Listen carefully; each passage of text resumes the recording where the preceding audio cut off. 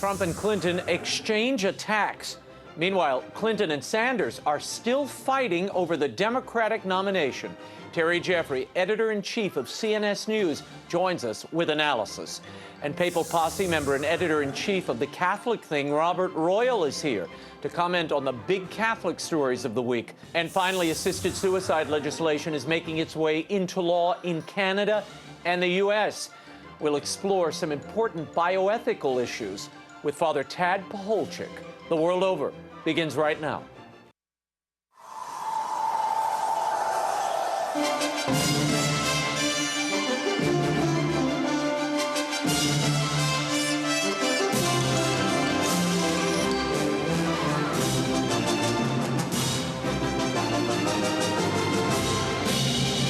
Now, from Washington, D.C., Raymond Arroyo.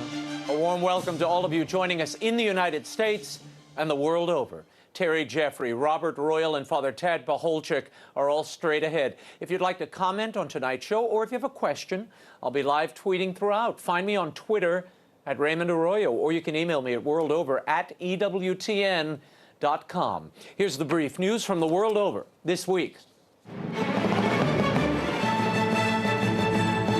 The race for the Democratic nomination is winding down, or is it? The last 6 Democratic state primaries take place on Tuesday, including the big prize, California. Neck and neck in the latest polls, former Secretary of State Hillary Clinton and Vermont Senator Bernie Sanders are now campaigning nonstop out west. A win by Sanders in California could mean trouble for Clinton.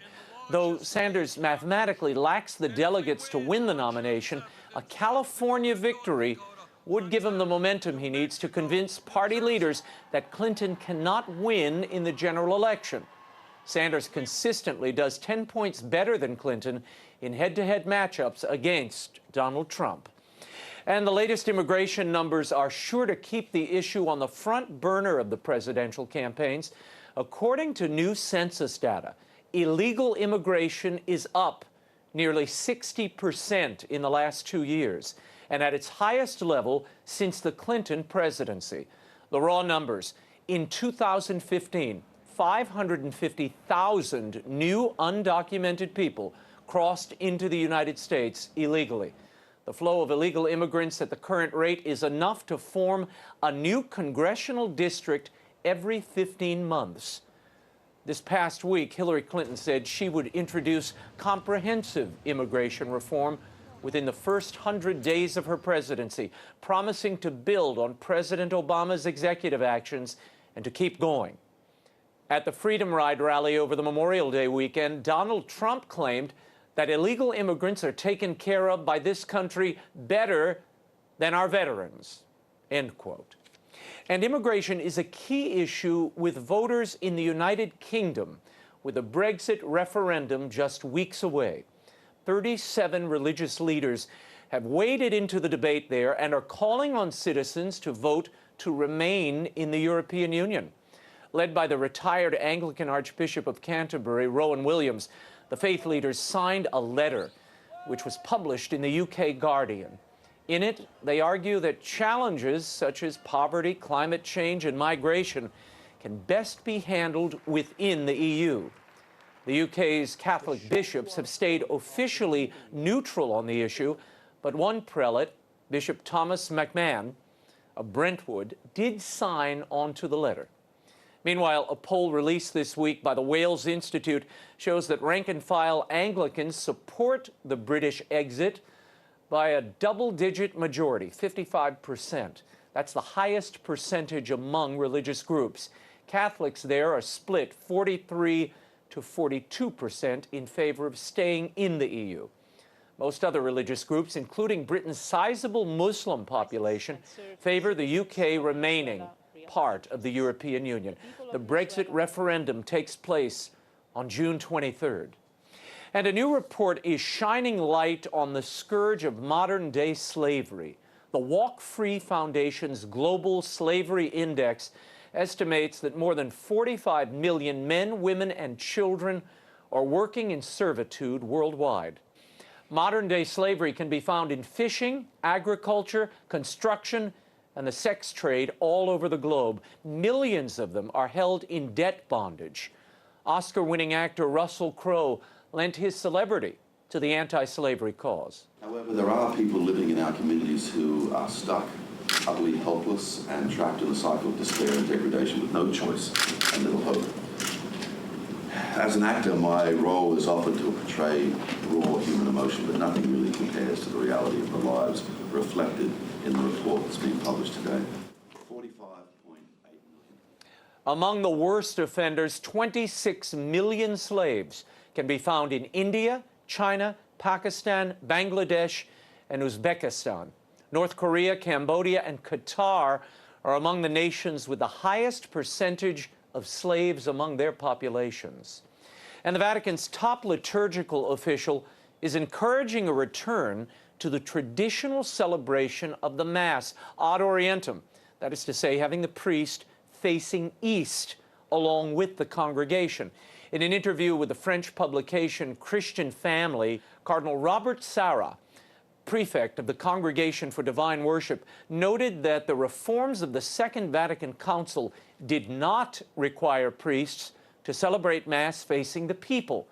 He said the posture was introduced and was a possibility, but not an obligation.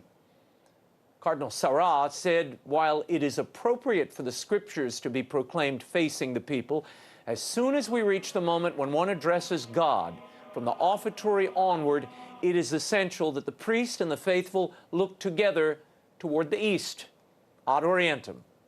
He added that no special permission is required to celebrate the Mass this way. On the contrary, it, quote, corresponds exactly with what the Council Fathers wanted. Pope Francis honored some of Hollywood's biggest stars this week. On Sunday, the Holy Father recognized actors George Clooney, Richard Gere, and Salma Hayek for their contributions to a global educational initiative. The Schools of Encounter initiative was founded by Pope Francis soon after he became Pope in 2013. According to its website, Schools of Encounter connects technology with arts and sports in order to promote social integration and the culture of encounter for peace.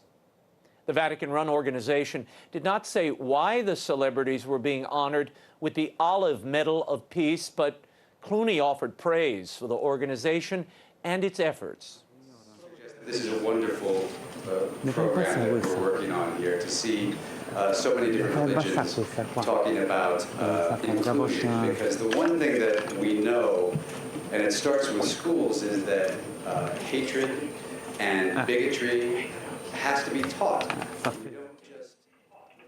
Schools of Encounter is one of many causes Clooney has associated himself with over the years. In the past, he's advocated on behalf of Darfur conflict victims, same-sex marriage, and gay rights. And he is a top fundraiser for Hillary Clinton's presidential campaign. Also of note, at the same event, Pope Francis said he has no intention of stepping down from the papacy. The Pope made the statement in response to an audience question. He said, quote, "I never thought of quitting being Pope or leaving because of the many responsibilities," end quote. The comment seems to be a change of heart for Pope Francis, now 79. When asked previously, he had not ruled out retiring, pointing out that his predecessor, Benedict XVI, had opened the door to the possibility when he retired in 2013. And just in time for the summer, I'm giving away copies of the Will Wilder, The Relic of Perilous Falls audiobook. Send me a picture of your favorite reader immersed in Perilous Falls, and I may select you at random as an audiobook winner. You can tweet the picture to me or email them to Raymond@RaymondArroyo.com. And you folks in Cincinnati and Houston, I'm coming your way. Prepare. On Monday, June 6th at 5 p.m., I'll be signing books at the Catholic Shop in Cincinnati. Then I'll be in Houston, starting on Friday, June 10th, at St. Ignatius Loyola Catholic Church in Spring, and finally on Sunday, June 12th, at Our Lady of Walsingham Church. I'll be doing a talk and a book signing at 9:45 a.m. Come join me. Details and info on the new Mother Angelica and Will Wilder books are at RaymondArroyo.com. When we return, the last round of presidential primaries are next week. Will Bernie Sanders win California, and will there be a third-party threat to Donald Trump? Terry Jeffrey of CNS News knows, and he'll tell us. The World Over continues in a moment. Stay right there.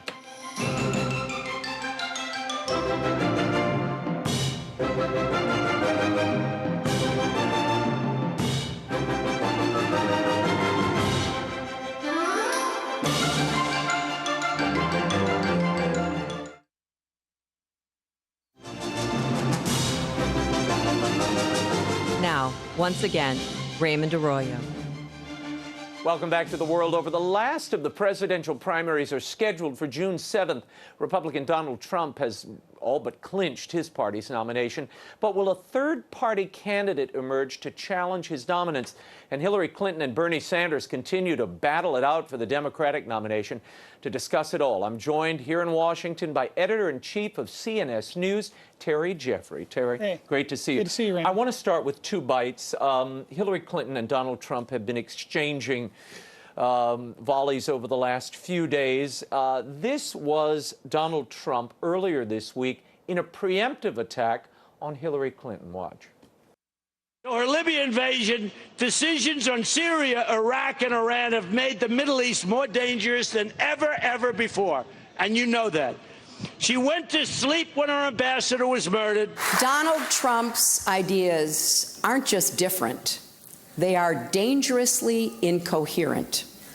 They're not even really ideas, just a series of bizarre rants, personal feuds, and outright lies. Well, you heard the exchange there. Hillary is really making a foreign policy argument. She's saying, look, I have the credentials. I've been proven in the field. I'm your woman. Does this work? Is this what the voters are looking at and for this election season? Well, Raymond, I do think people have a very serious interest in the foreign policy of the United States. And I think part of the reason Trump has been as successful as he has is because people are very upset with the course of things in the Middle East. We have a massive movement of refugees into Europe. We have a genocide against Christians in Syria. Even the Secretary of State, John Kerry, had to admit that. And if you look at Hillary Clinton's record, she was one of the people, in fact, she wanted to take credit for being the person who advocated the U.S. military intervention in Libya. That was an intervention that did not have congressional authorization. Remember, when George W. Bush first went into Iraq, at least he got congressional authorization. The U.S. intervention in Libya did not. And what has ensued from that? We see the rise of the Islamic State in eastern Libya, the collapse of any kind of stability in the Middle East. As bad a person as Muammar Gaddafi was, and this was an evil man. He, at the time of his departure, he did have some shared interests with the United States, particularly opposing al-Qaeda and Islamist terror. So I think if there's a referendum on foreign policy, Hillary Clinton loses. Hillary Clinton said during this foreign policy speech, a much touted one on Thursday, he is unfit temperamentally, speaking of Trump, unfit temperamentally to hold the office and be the commander-in-chief. Does that stick, or because it's coming from Hillary Clinton and she's responsible for some of the things you mentioned, does it roll off? Well, leave aside Hillary Clinton's credentials for making that criticism. I think there are legitimate questions about the temperament of Donald Trump. I think there are questions about his rhetoric. I think there are questions about his depth of knowledge. I think that his basic approach to foreign policy, which is rejecting the utopian Wilsonian view that was advanced, quite frankly, both by the George W. Bush administration and by the Obama administration as being a policy that failed, didn't help people in the Middle East, didn't help the American people. That basic criticism, I think, has significant traction with the people of this country. On the other hand, I think that Americans recognize prudence is the #1 virtue in the conduct of foreign policy, which means you have to be careful, you have to analyze the facts. The ultimate outcome is you want to maximize the freedom and security and prosperity of the American people using moral and constitutional means. And I do believe there are questions about, although Trump's basic view may be one that resonates, whether that that prudential approach is one that he's proven to people he can take. The other day, I mean, he's continually tweeting during this Hillary Clinton foreign policy address. He was tweeting out rather, she has no credibility. She cannot govern. She cannot lead. She's lying. And then he really that was just a continuation of what he said the other day. Watch this. I wonder if I could start, instead of saying crooked Hillary, which is a very accurate description, I wonder if I could say, you know, remember Lion, I won't say Lion Ted, I refuse to say it. Lion Ted holds that Bible high, puts it down, and then he lies. Well, I'm going to retire that from Ted. I'm not going to call Ted that anymore. But I wonder if I could redo it. Because after watching her last night with the lies, that I love the leader of North Korea. You know, first of all, I think that Ted Cruz is a very principled, honorable guy. I think he's stood up for important things in the United States Senate, stood up against the Republican establishment in Washington, D.C., and fought for good things, including, by the way, religious freedom, which has been under attack in this country. And Ted Cruz is actually defending that as a sitting member of the United States Senate. So, no, I don't think it's appropriate for someone who's running for president to go around casually calling people liars. That's not right. Is it effective at this point, though? No. The fact is it was effective against Ted Cruz. Well, I would hope, actually, that that kind of rhetoric in a presidential campaign would not be effective. And I would caution people to underestimate the intelligence of American voters. People may be very rightfully upset with the fact that we seem to have a one-party establishment in Washington, D.C. that isn't really looking out for the interests of the American people, that comes to Washington and does things that are quite different from what they told the voters they were going to do when they get elected. And by the way, I think that's one question people have about Trump. But I don't think that those people are immune to intelligent, well-reasoned arguments for advancing someone's candidacy. The other day, Donald Trump has been questioned widely in the media about the distribution of funds supposedly raised for veterans' causes. He claims he raised $5.6 million instead of $6 million, but it was in the ballpark. But he took great umbrage that the press was sort of holding his feet to the fire. Listen to what he said. I'm not looking for credit, but what I don't want is when I raise millions of dollars, have people say, like this sleazy guy right over here from ABC. He's a sleaze in my book. You're a sleaze because you know the facts, and you know the facts well. Is this helpful? Well, first of all, I haven't delved into the facts of that story, but I will say this. There's no doubt that the Republican nominee, no matter who he is going to be targeted by the liberal press and hammered by the liberal press, and they're going to go after the Republican nominee more than they're going to go after the Democratic nominee.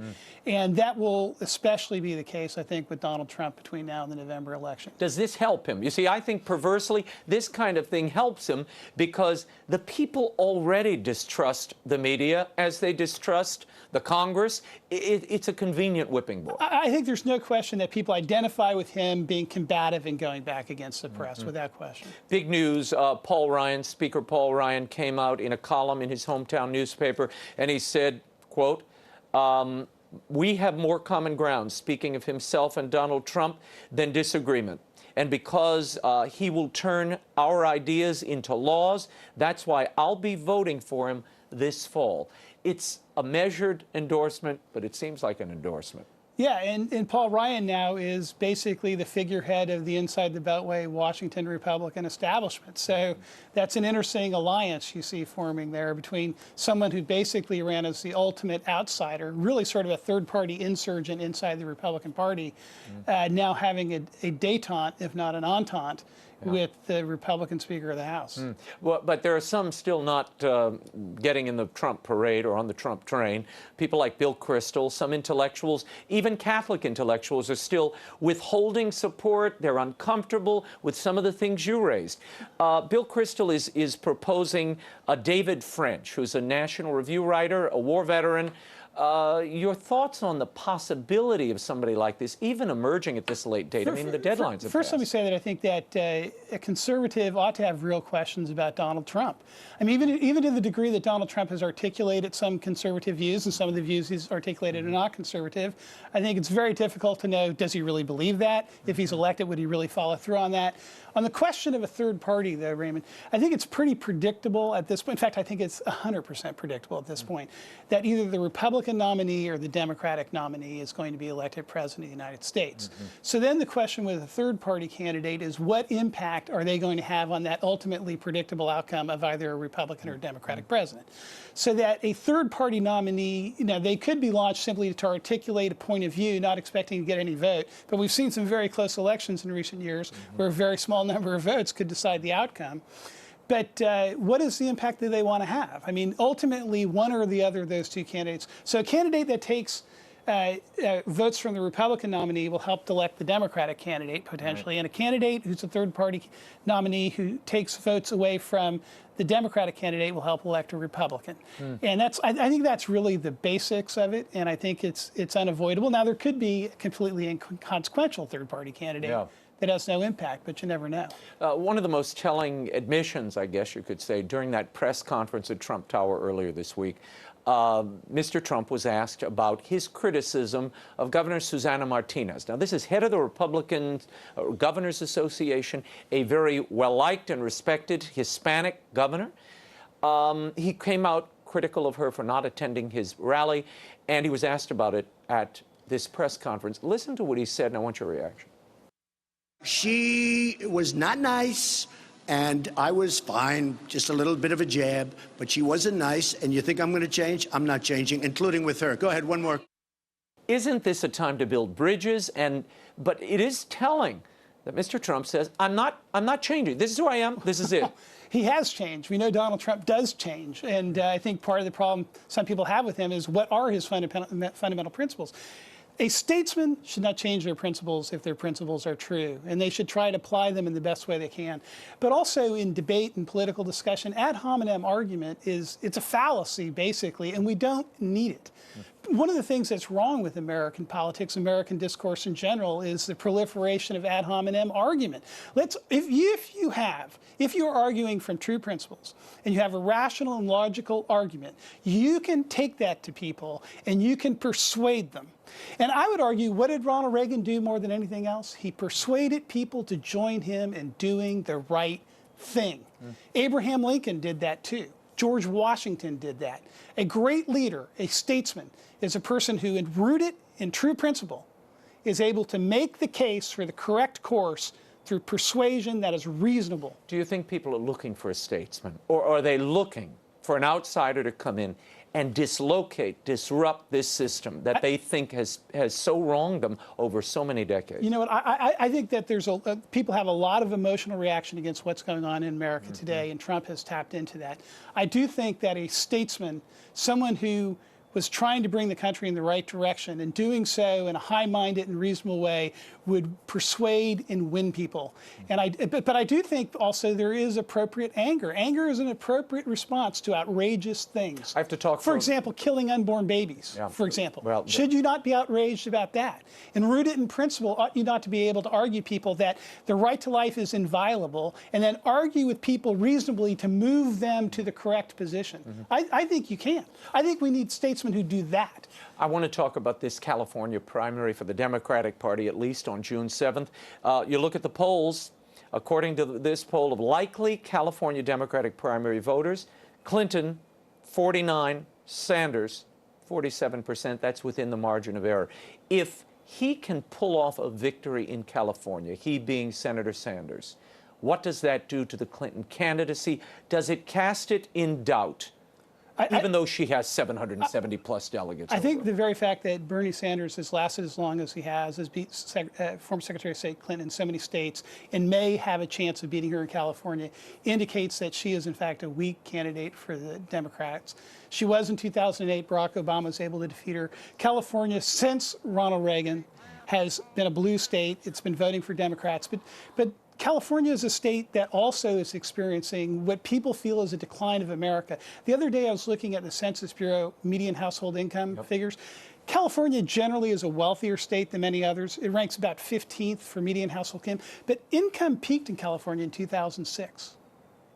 People had a lower income in 2014 in real terms per household in California than they had in 2006. So I think people are feeling it in California as much, if not more, than anywhere else. Yeah, well, Bernie is asking that these delegates, these super delegates, be released on a state-by-state basis at the convention. Do you ever see that happening? No. No. It's her nomination. No. People who have political power don't want to give it up. The reason the Founding Fathers had a system of checks and balances, they realized that human beings were imperfect, and they wanted to stop people from concentrating too much power in an individual or an institution. And I think one of the things that people see and are so upset about in America today is that too much power has been concentrated in Washington, D.C. The elites of both parties seem to want to share that power with one another rather than to stand up for the individual liberty and the interests of the American people. Terry Jeffrey, we'll leave it there. Thanks so much, as Thank you, always, Raymond. for your insight. You can find Terry's columns and analysis at cnsnews.com. When we return, Papal Posse member and editor-in-chief of the CatholicThing.org, Robert Royal, joins us to cover the big stories coming out of the Vatican this week and much more. The World Over returns in a moment. Stay right there.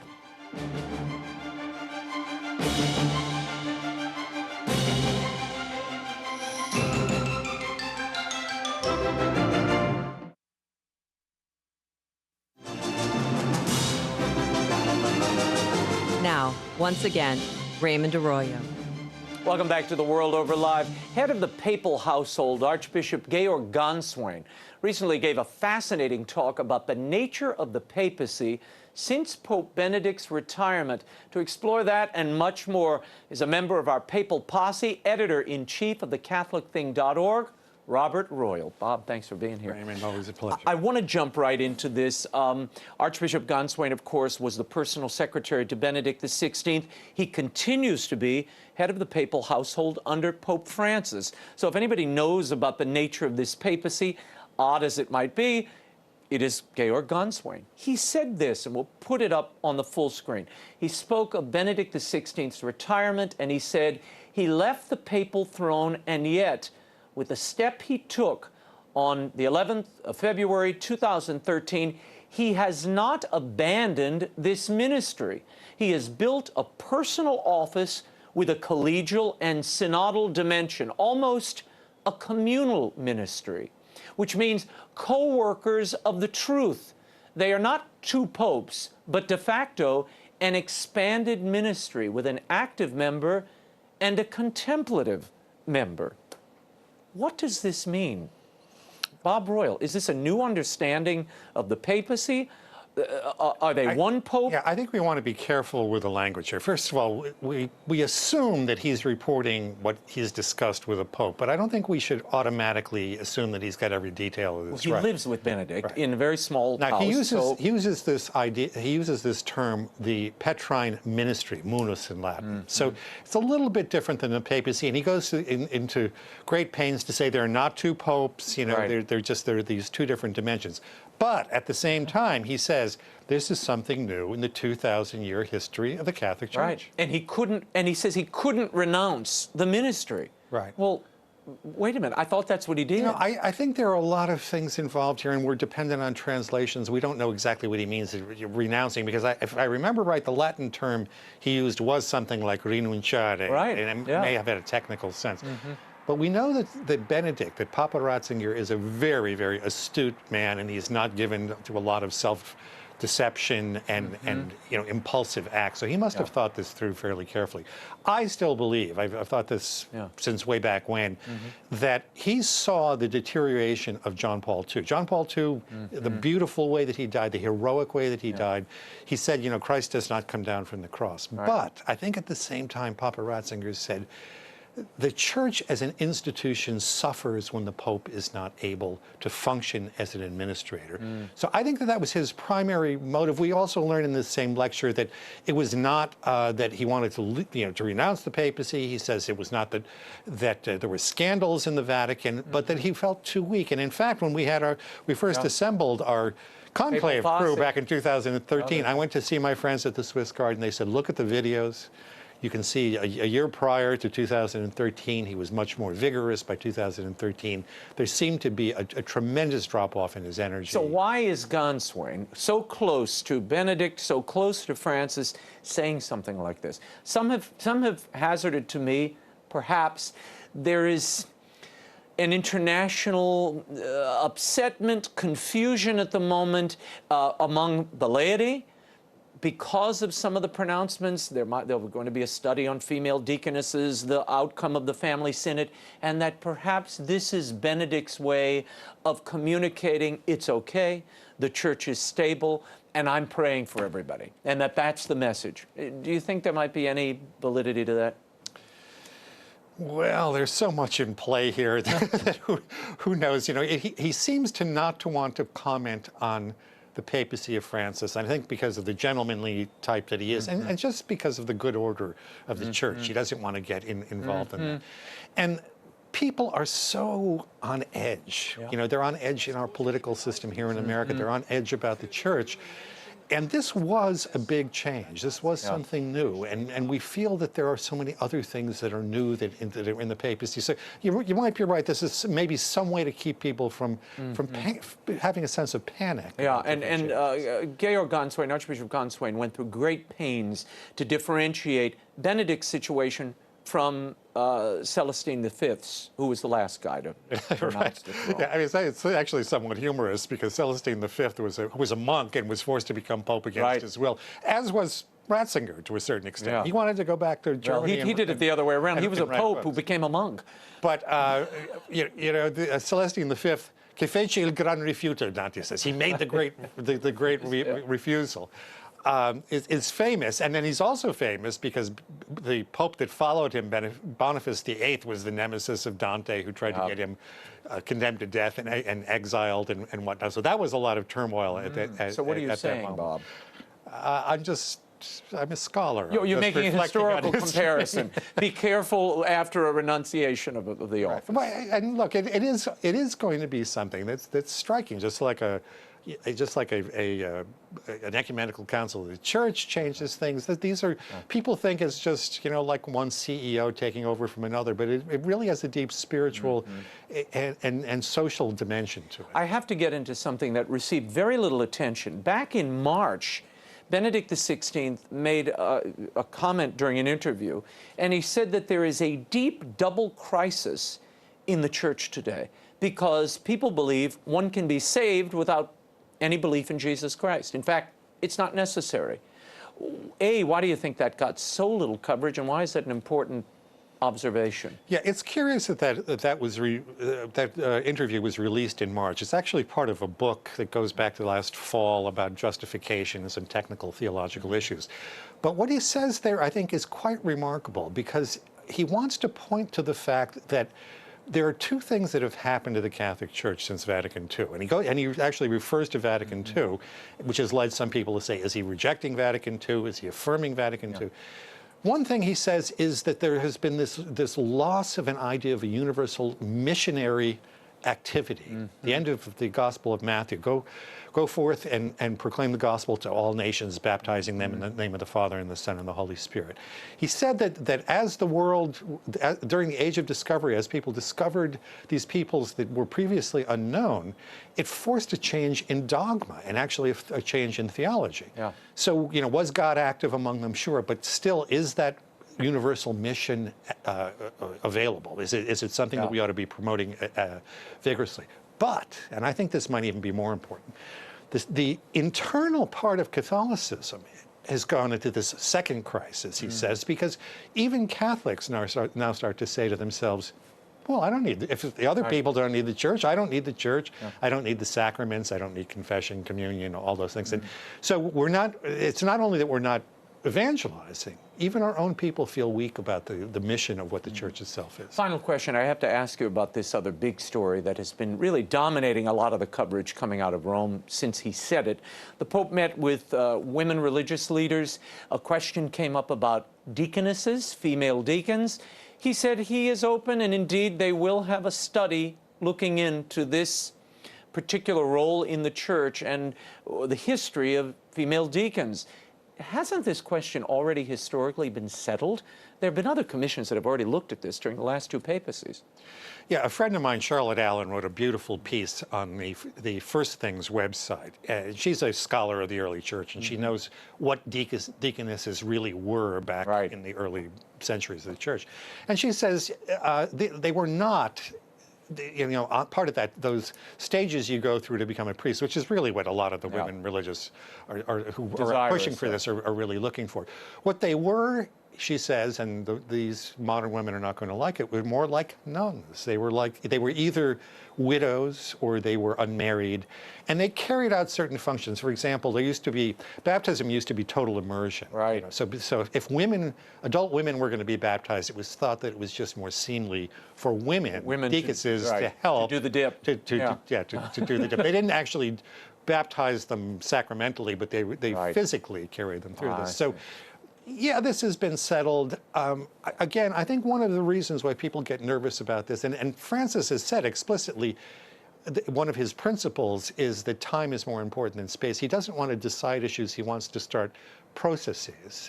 And given the minefields that are out there in the church and in the world, to start some of these processes makes people very, very nervous. A little edgy. Bob Royal, thank you so much for being here. You can find Robert Royal's insightful columns and commentary at thecatholicthing.org. And don't forget to pick up a copy of Bob's book, which is really incredible and must-reading for anybody interested in the Catholic intellectual tradition in the 20th century.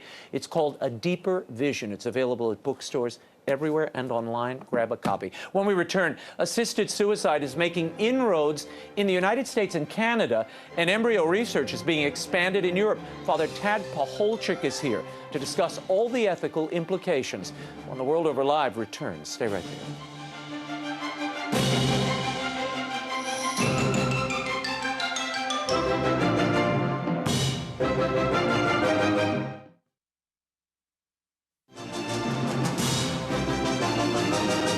Now, once again, Raymond Arroyo.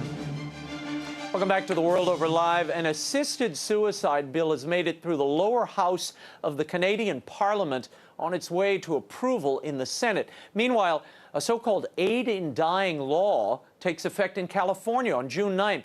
My next guest is a neuroscientist and one of the foremost experts in the world of bioethics. He joins us tonight to reflect on these stories and many more. Please welcome back to the program the Director of Education at the National Catholic Bioethics Center, Father TAD PACHOLCZYK. Father TAD, thanks for being here. Great to join you. Let's start with this Canadian law. On Tuesday night, the third reading of this vote, this bill came forward by a vote of 186 to 137. It was accepted. It's now moving forward.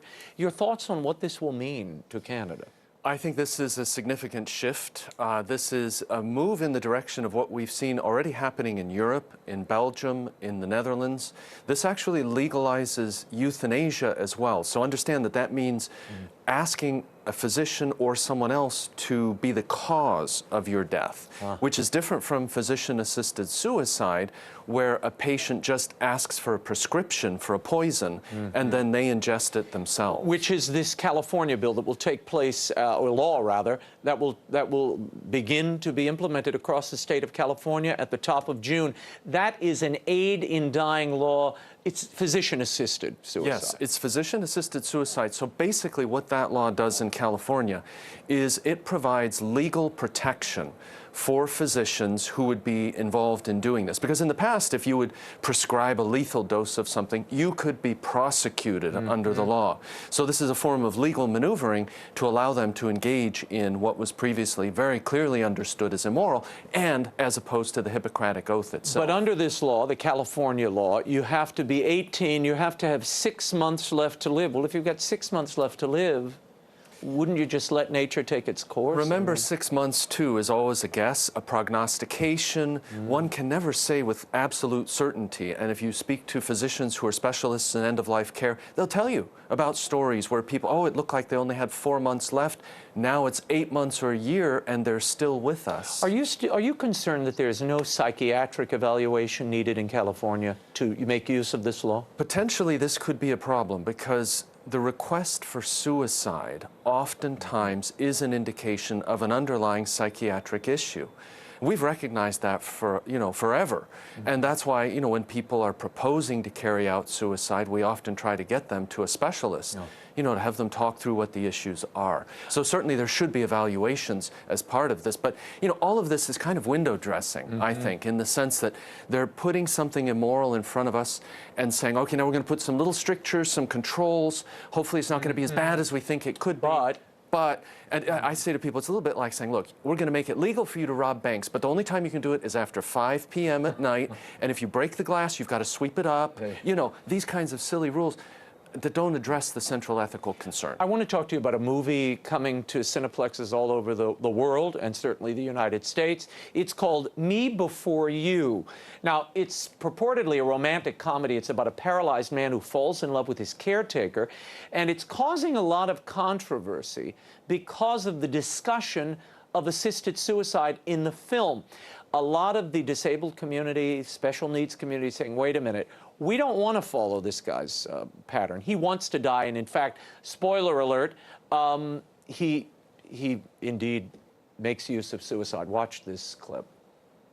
This is the kind of place people come to when they've got tired of actually living. I'm happy here. Well, you shouldn't be. You only get one life. It's actually your duty to live it as fully as possible. Well, he ends up choosing death over life in the end. And a lot of the disabled community are saying, wait a minute, we don't want to die. We lead rich and full lives. Just because we can't walk or we can't move a certain part of our body, this is not instant hospice care or euthanasia bill for us. Yeah, I mean, you're right to make this parallel of concerns, and the disabled community has always been very sensitive to potential threats to their well-being, to their futures, and I think something like physician-assisted suicide opens the door wider for attacks against those who are disabled. They realize, look, if you're saying you only have 6 months to live, you're saying quality of life is not so good. Look, our quality of life is not ideal either, but we're here for an important purpose. And I think, you know, our society is really struggling with this question, Raymond. Yeah. Are disabled people really to be fully valued and esteemed or not? Do we take this as seriously as we pretend to? I think sometimes we don't. We pay lip service and then we pass euthanasia, we pass physician-assisted suicide, and we don't pay attention to the disabled. This is insidious. I mean, I think particularly this movie because it's reaching young people and trying to glamorize, romanticize euthanasia. And, you know, I included a disabled character in my new children's book. The letters I get from children and their parents saying, thank you for validating us as people and saying, you know, we can have adventures too. We're part of life as well and have something to contribute. That's great. It brings them out of the shadoes. Well, they shouldn't be in shadows. And they shouldn't be in the shadows. No, and a movie like this basically says, you know, you can have your little moment in the sun, but you're really an inconvenience to us, and it's better if you went aside. In fact, the romantic ideal would be if you would just move and I mean, along. Listen, this plays out exactly on the opposite end of life equally, in the sense that when you start screening embryos early, doing tests, what ends up happening? Couples say, oh my goodness, my child has a defect, I'm going to have an abortion. So there is a real form of discrimination early, and it's borne out in the statistics that when these tests are positive, very few kids survive. End of life, same thing seems to be, you know, this is gestating. A great segue. A divorced couple is in a controversial case in St. Louis. They're fighting for custody of their embryos. This is what the wife had to say. Jaleisha McQueen. Watch this. There's a lot of women and men across the United States that are having to go through this grief. You know, they're in their 40s or in their late 30s and they want children, and this is the time they want children, and they're planning their parenthood by doing the IVF, and the courts are stripping away that right to them. Now, the husband in this case doesn't want to be a father. He says, you can't compel me to be a father. Your thoughts? Well, I think the reality is he already is a father. He has all these frozen embryos, frozen children that are from him and his wife, his ex-wife. So he can't kind of wiggle out of it that easily. But there's obviously an awkwardness of her saying, I need to be able to implant these embryos. And then, you know, questions of could he be pressured to provide child support if she goes ahead with this? You know, all of this shows the importance of maintaining the family unity and integrity and not going down these paths of assisted reproduction, which introduce all kinds of fracture points along the way. Yeah, and moral quagmires as moral well. quagmires to the max. Life in the freezer and... You know. Exactly. The problem of what to do with the frozen embryos is, you know, at the Bioethics Center, we get this question all the time. And it's gut-wrenching. I mean, people say, we did this and we regret it. Now we have 7 or 10 children in the deep freeze. What can we do? Is there anything we can do? And there isn't any simple answer there. You know, they've crossed a real line, and now they're in kind of a no man's land. Yeah. Very quickly, in the Netherlands, they've just approved embryo creation for experimentation and research. This is very different than what was going on previously, Raymond, because previously you could only experiment on embryos that already were made in fertility clinics. So they were stockpiled and they were saying, give us some of those. Now, the Netherlands, they're saying, we're going to be making fresh embryos here, making them just to experiment on them. This is getting, you know, right on the edge of ghoulish, where we're creating human beings who are so vulnerable at that stage of their existence, precisely so we can do our scientific experiments on them. Final question, I've got to ask you, this gets everywhere in the news. I frankly don't know why, but there's a lot of moral consternation over the shooting of Harambe, this gorilla at the Cincinnati Zoo. A little boy fell over the enclosure into the moat. He was grabbed by the gorilla. They worried for his life. They shot him. Do you have any problems with that, morally speaking? I just say thanks be to God that the people who ran the zoo had enough presence of mind to act quickly. This was clearly a dangerous situation. And when you have animal against human life, you always protect the human life. I mean, when you have cougars who are attacking hikers out in the wilderness, same thing. You don't ever think twice here. The hierarchy is clear. You know, we use animals for many different things, and we have to understand that they are not on the same plane that we are. And that's the mistake that's being widely made in our society today. Sadly, this event could have absolutely been avoided. I mean, you know... True, by putting higher barriers, by making... I mean, the child to be able to get through, it was a mere 3-foot barrier, I understand. Exactly. But then you have the moat, and hello, there is a mother there. I mean, if anybody should be caught in the moral crossfire here, it should be Mama. Yes. Mama had a responsibility to protect her child. At some points, it looked like the gorilla cared more for him, well, I mean, honestly. Perhaps so, but you know, every parent, I think, has this trouble when you have a few kids keeping an eye on everybody. And you know, even a 30-second lapse and a very active child, I mean, I think certainly there's culpability, you're right, Look, but on the other hand, you know it better than I do. I know families with 8 children. They've never lost one, you know, over a moat at a zoo, but I'm just saying. Thank you, Father Tad. Great to see you. Pleasure. Thanks for coming in. For more on Father Tad's work and all his columns, visit the National Catholic Bioethics Center website. A lot of great information there, ncbcenter.org. Well, that's all the time we have until next week. The show continues on Facebook and Twitter. Like me on Facebook, follow me on Twitter. The links are at RaymondArroyo.com. You can also sign up for my free e-blast. Join us next week. We'll be analyzing the campaign with columnist Ron Fournier. We'll also get story-ented with graphic novelist and children's author Ben Hatke. And we'll talk summer movies with critic Stephen Gredanis. So be sure to tune in. Until then, we'll be scouting the world over for all that is seen and unseen. On behalf of the staff and crew of EWTN News, thank you for watching. I'm Raymond Arroyo from Washington, D.C. Bye now.